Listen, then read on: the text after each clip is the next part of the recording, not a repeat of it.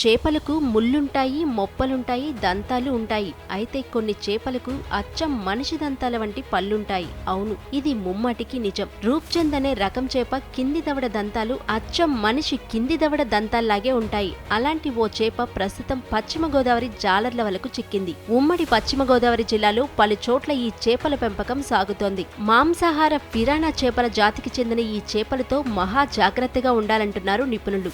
ఇక రూప్చంద్ చేపల విషయానికి వస్తే ఇవి ఎక్కువగా మాంసాహారాన్ని ఇష్టపడతాయి. ఇవి ఫిరానా జాతికి చెందినవి. ఈ రకం చేపలు గోదావరి జిల్లాల నుంచి ఎక్కువగా బెంగాల్ కు ఎగుమతి అవుతున్నాయి. బెంగాలీలు వీటిని ఇష్టంగా తింటారు. ప్రోటీన్ ఎక్కువగాను, కొవ్వు తక్కువగాను ఉండటంతో వీటిని బరువు తగ్గాలనుకునే వారు ఆహారంగా తీసుకుంటారు. ఈ చేపల్లో ఒమేగా-3 ఫ్యాటీ యాసిడ్లు ఎక్కువగా ఉండటంతో గుండె ఆరోగ్యానికి ఇది మేలు చేస్తుంది.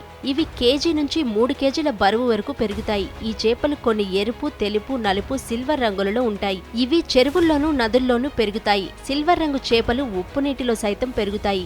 ఎకరం చెరువులో సుమారు 4000 నుంచి 5000 వరకు రూప్చంద్ చేప పిల్లలను పెంచుతారు.